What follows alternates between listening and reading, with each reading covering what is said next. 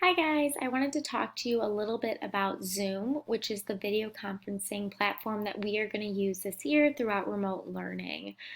There's two different ways that you can get to Zoom on your child's device that's being provided by the district. On the iPads, they will most likely have the app that you automatically click on. And on the laptops, you can go through the web browser on your internet source to go to the Zoom website. Once in Zoom, your teacher will be providing a link that will take you directly to each Zoom meeting. So you're going to have a link to go to gym class, a link to go to speech, a link to go to your classroom teacher. Once you click on that link, it is going to bring you directly to that meeting. Once you enter the meeting, you are going to be placed in what's called a virtual waiting room.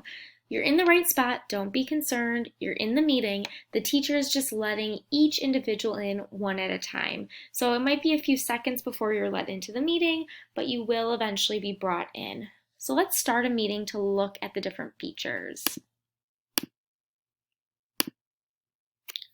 Most likely when you log into Zoom, it is going to ask you if you want to join with computer audio, which you can do. And the two main features of Zoom that you're going to need to be aware of is the mute button, which is down here, it's the little microphone, and the video button. Right now my video is turned off, meaning you can't see my face.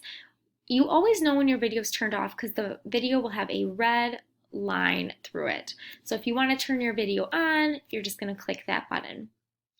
Right now I am not muted because there is no red line. You also know when you're not muted because the microphone will turn green. It's basically picking up every audio that is displayed in your home. So I always recommend that you mute yourself and make sure your child's muted whenever it is not their turn to participate. If they're not answering questions, they can be muted. You also will see that a teacher has the ability to mute your child as well. So every now and then you might see that your microphone turns off, and that's most likely the teacher muting you. So those are the two main features of Zoom. You will also notice that sometimes your teacher will provide an activity that is interactive. So I'm going to show an example. This is our Boom Learning cards, and I'm going to ask a child in the group to complete the activity. There are two ways that they can do that virtually from their device. There is an option on Zoom called Annotate, and the teacher might allow them to start drawing on the screen. Another option is called Remote Control Access. When a teacher gives a student remote control access, that means that their mouse or their touch screen at home is now controlling the screen that everyone can see.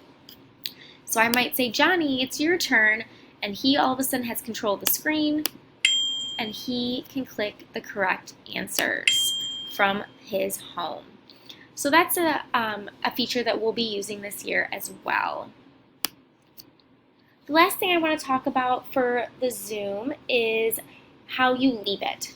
Whenever you need to leave a Zoom, there will be a red button on the right-hand side that says leave or end, and you want to click that to get out of the Zoom. If you ever accidentally get kicked out of a Zoom because of technical issues with the internet, or you just accidentally click that button, you are always going to go back to that original invite link that the teacher provides you with. And once you click it, you again will be put in that waiting room, but the teacher will see that you're in there and you'll be brought back in. Finally, I just want to mention a few different rules about Zoom that we want students and families to follow this year.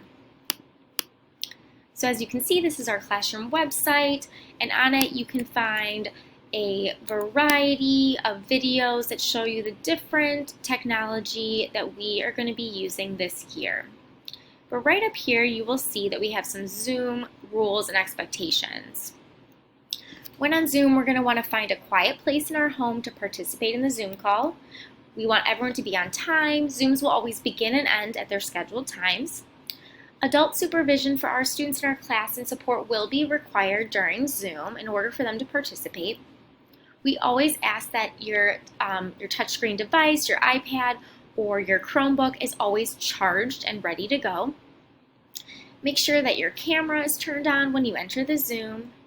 Be sure to mute yourself when asked to do so.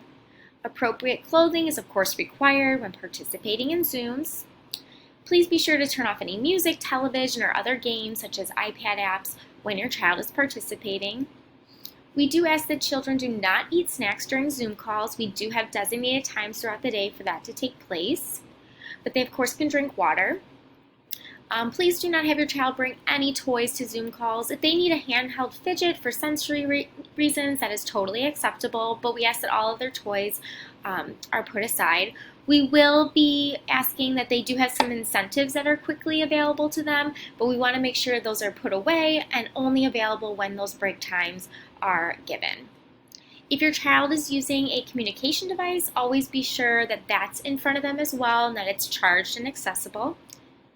And lastly, your child will be asked throughout Zooms to participate, whether it's answering a verbal question or, as I had just showed, moving different pieces from their device. So be sure to be ready to help them answer those questions and participate as needed. If you have any additional questions about Zoom and how we're going to be using it this year, please feel free to reach out to me. I hope that this video was helpful, and I cannot thank you enough for watching. We are very excited about remote learning, and we know that it is going to be an adventure that we're all going to be learning together. Thanks again.